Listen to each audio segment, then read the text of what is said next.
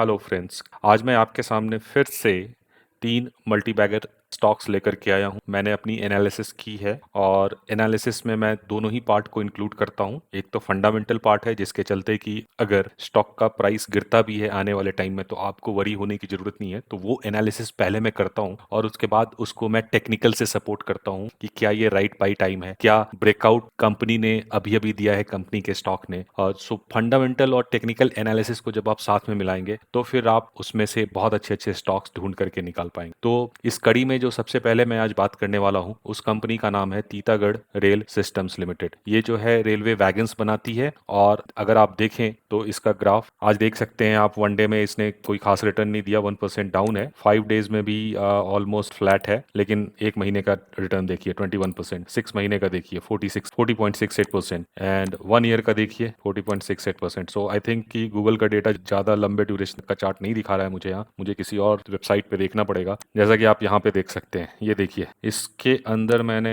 ये टीटागढ़ का ये मैंने ग्राफ ड्रॉ किया है। जैसा कि आप देख सकते हैं अप्रैल 2008 ऑनवर्ड्स टिल आप ये देखो दिसंबर 2022 ये एक रेंज बाउंड था। ये देखो कितना लंबा टाइम लिया है इसने, 2008 टिल 2023 कंटिन्यूअस रेंज बाउंड था। 200 रुपी के अंदर था ये और अभी इसने इसको क्रॉस किया है और अभी 600 पे है। तो यहाँ से भी ये गिर नहीं रहा ज्यादा। आने वाले टाइम में ये 2000 तक जा सकता है, जैसे कि अभी इसके साथ हुआ है, मसगांव डॉक के साथ हुआ है। लेकिन 2000 तो छोड़ दो, अगर ये 1000 भी जाता है तो आपको कितना ज्यादा रिटर्न मिलेगा आप सोच सकते हो। तो ये बहुत ही सही प्राइस पॉइंट पे है, 657 पे अभी है। इसने जो है लाइफ टाइम हाई जो 200 के आसपास था उसको क्रॉस किया है और अभी 600 पे है। कंपनी रेलवे वैगन्स बनाती है। तो जैसा कि आप देख सकते हैं मोदी गवर्नमेंट ने जितने भी ऐसे पीएसयूज कंपनीज हैं डिफेंस से रिलेटेड या फिर रेलवे से रिलेटेड या फिर एरोस्पेस या फिर एयरपोर्ट एटसेट्रा, इनमें काफी ज्यादा फोकस किया है, बहुत ज्यादा ऑर्डर बुक इन कंपनी को दिया है। तो इसके चलते इन सारी कंपनीज में स्लोली जंप देखने को मिल रहा है। ऐसा पहले नहीं होता था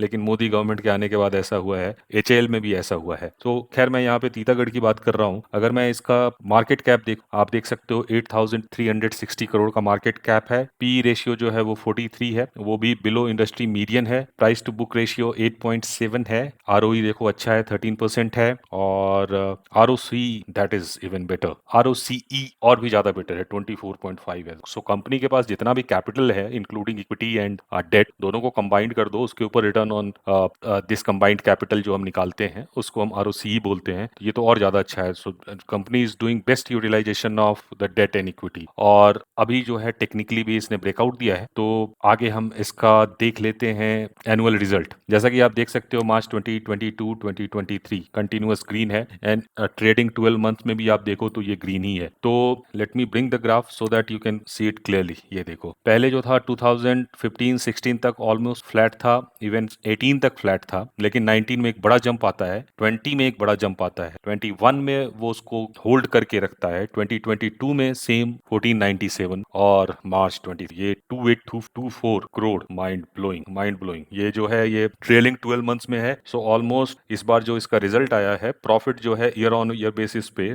3 टाइम्स हो गया है। सो क्या होता है कि एक फेज होता है जब कंपनी कंसोलिडेट कर रही होती है या इसका प्रॉफिट इतना ज्यादा नहीं होता है, और जब उस फेज से बाहर आती है तो ऐसा लगता है कि जैसे लोगों को डिसबिलीफ होता है, लोग उसमें इन्वेस्ट नहीं करते हैं। तो ये जो फेज था वो डिसबिलीफ का फेज था, लेकिन अब जो 3 टाइम्स आया है रिजल्ट के, तो इसके बाद जो है इसमें ब्रेकआउट आया है और ये ब्रेकआउट आप देख सकते हो। तो यहाँ से ये कंसिस्टेंट ग्रोथ दिखा रही है आप देखो इसकी प्रॉफिट भी देख लेते हैं हम। ये देखो प्रॉफिट का चार्ट, मार्च 2020 तक तो ये लॉस में थी कंपनी, लॉस को प्रॉफिट में बदला, प्रॉफिट को फिर फर्दर सॉलिडिफाई किया और अब देखो और ऊपर जा रही है। सो ये एक आने वाले टाइम में मल्टीबैगर साबित होने वाला है। अभी अभी इसने ब्रेकआउट दिया है 200 का, अभी तो नहीं लेकिन थोड़ा टाइम हो गया। लेकिन just like Mazagon dock this can turn out to be multibagger. You can take some position into it, छोटा पोजीशन डालो 3 to 4% अपने पोर्टफोलियो का या 2%, एंड इसको अपने रडार पे रख सकते हो। और अगली कंपनी जिसके बारे में मैं बात करने वाला हूँ उस कंपनी का नाम है टीसीपीएल पैकेजिंग लिमिटेड। ये कंपनी जो है बहुत सारे एफएमसीजी प्रोडक्ट के लिए पैकेज बनाती है, जैसा कि आप देख सकते हैं Horlicks, Complan, Nutricia, cornflakes, Nestle, Colgate, Toblerone, जितने भी फेमस ब्रांड्स हैं, पीडियाश्योर, इन सब के लिए ये पैकेजिंग का काम करती है। तो कितने बड़े बड़े क्लाइंट हैं इसके आप देख सकते हो। इसने बॉटम फॉर्मेशन किया over a long period of time. It came in 2017 and then from there on till 2021 या फिर लेट 2020 और 18 फरवरी 2022 तक ये बॉटम फॉर्मेशन कर रहा था, और ये करने के बाद, कंसोलिडेशन करने के बाद जो उसके बाद ये ऊपर गया है, तो आज के डेट में इसने 1749 के प्राइस पे ये है, और टोटल 157% तक का ये रिटर्न दे चुका है। ये देखो, ईयर ऑन ईयर बेसिस पे कंसिस्टेंटली रेवेन्यू ग्रो कर रहा है इसका, and same for profit, consistent growth है। ये देखो, और रेवेन्यू जो है ईयर ऑन ईयर बेसिस पे 35% से ग्रो किया है, 24.7% से एक्सपेंस ग्रो किया, net income, oh my God, it is 134% से इस टाइम इसने ग्रोथ दिखाई है।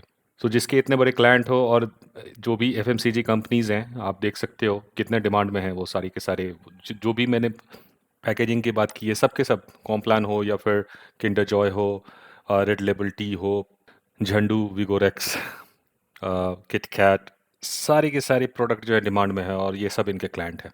तो और डिटेल में अगर हम देखना चाहें तो थोड़ा और डिटेल में देख सकते हैं। लेट्स, ये जो रिवेन्यू है, ये देखो आप, कंटिन्यूअस ये ग्रीन बना हुआ है, and every 3 year it is doubling, 394 to 613, 613, not doubling but at least 70-80% it's going up. इस तरह का ग्रोथ दिखाना काफ़ी अच्छी बात है। ये देखो क्या चार्ट है, 2013 टिल 2023। तो ये होती है फंडामेंटल एनालिसिस। एक बार आपने कर लिया अच्छे से, बस उसके बाद है प्राइस पॉइंट का इंतजार करो। अच्छे प्राइस पॉइंट पे कंपनी जब भी आती है, बाई करते जाओ, कोई घबराने की जरूरत नहीं है। प्रॉफिट भी देख लेते हैं इसका एक बार। 2028 इन मार्च 2018 it was 20, then 29, then 36, 33, 49, and this year it's been 117.54। सो किस तरह का जंप दिखाया है आप समझ सकते हैं।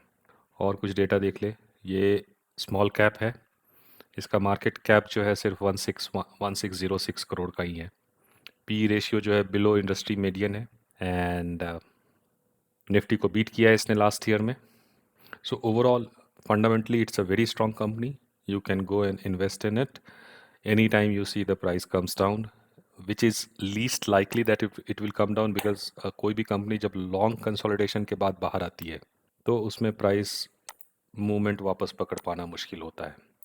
ये लॉन्ग कंसोलिडेशन के बाद बाहर आई है, थोड़ा थोड़ा गिरता है, जैसे यहाँ पे 1607 पे था तो 20% का 20% डाउन हुआ था, फिर से यहाँ से 1624 से ये डाउन हुआ था 13%। तो हल्का हल्का गिरता है, लेकिन फिर धीरे धीरे ऊपर जाता रहता है। और जो नेक्स्ट कंपनी के बारे में मैं बात करने वाला हूँ, उस कंपनी का नाम है Ujjivan small finance bank limited. जितने भी ये स्मॉल फाइनेंस बैंक्स हैं, उनमें फ्यूचर में काफ़ी ज़्यादा, आई वुड से कि एक्सप्लोसिव ग्रोथ होने वाला है। इंडिया की जो रूरल इकोनॉमी है वो अभी भी फॉर्मल बैंकिंग से कनेक्ट नहीं हो पाई है, और ये उस एरिया को कैटर कर रहे हैं, या फिर उस सेक्टर को कैटर कर रहे हैं जहाँ पे लोन का जो टिकट साइज़ होगा वो काफ़ी कम होगा। और आप ये समझ ही सकते हैं कि इंडिया की 70% पॉपुलेशन जो है रूरल एरिया में ही है, तो इसलिए पेनिट्रेशन काफ़ी ज़्यादा होगा वहाँ पे, और इन फ्यूचर जो ये ग्रोथ है वो एक्सप्लोसिव होने वाला है। तो जैसा कि आप देख सकते हैं, इसका जो ग्राफ है, ये लिस्ट हुआ था 2019 में, एंड फ्रॉम देयर ऑनवर्ड्स इसने 75% का डाउनफॉल दिखाया, 15 रुपये तक गया था, और उसके बाद वहाँ से कंटिन्यूसली आ पाया है। टोटल ऑफ 229% का इसने रिटर्न अभी तक दे दिया है।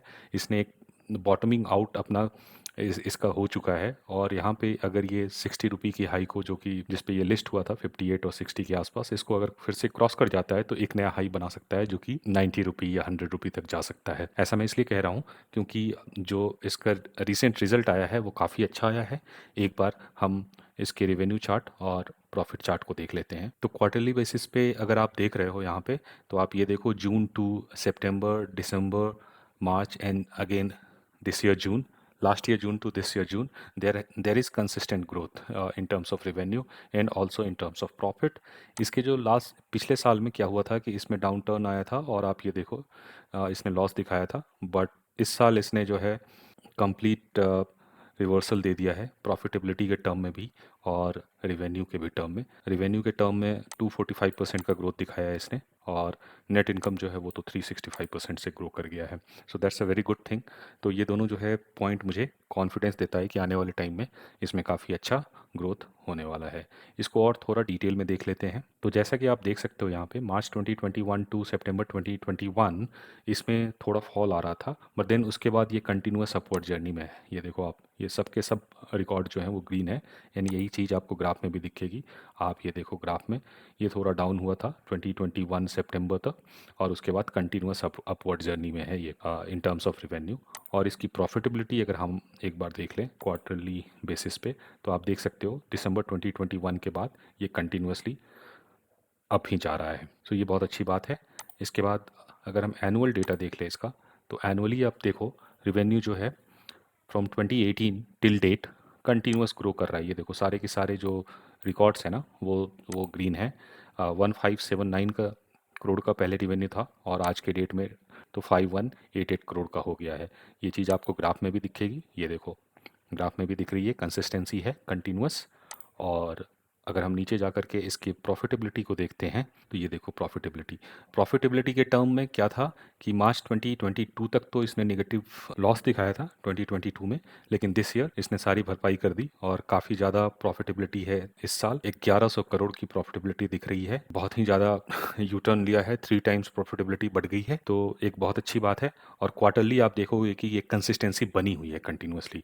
ईयरली बेसिस पे तो आपको दिख रहा होगा कि ये वन टाइम है, बट क्वार्टरली बेसिस पे आप देखोगे मार्च 2022 ऑनवर्ड्स, तो कंटिन्यूअसली इसने अच्छी प्रॉफिट दिखाई है, जो मैंने अभी डेटा आपको इसके पहले दिखाया था। इसके बाद जरा हम शेयर होल्डिंग पैटर्न देख लेते हैं। जैसा कि आप देख सकते हैं यहाँ पे प्रमोटर की होल्डिंग अभी भी सबसे ज़्यादा है 74%, पब्लिक की होल्डिंग नेक्स्ट है वो 15% है, और एफआईआई की होल्डिंग जो है 4% है, एंड म्यूचुअल फंड की होल्डिंग जो है 2% है।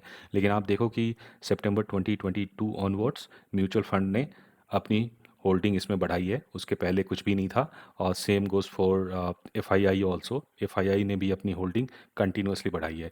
वेट कीजिए, 10% गिरना चाहिए यहाँ से, प्राइस अभी 49 पे है, 45 के पास आता है तो आप इसमें इन्वेस्टमेंट कर सकते हैं। तो ये थी मेरी 3 फाइंडिंग आज जो मैंने आपके साथ शेयर की है, और ये काफ़ी एनालिसिस करने के बाद शेयर की है। अगर आपको मेरा वीडियो पसंद आता है और आप इसे लाइक करते हैं, तो कृपया आप मेरे चैनल को सब्सक्राइब कर दें, और मेरे वीडियो को भी एक बार एक लाइक तो दे ही दें। काफ़ी एफर्ट डालता हूँ। Thank you so much for your time. Have a great day.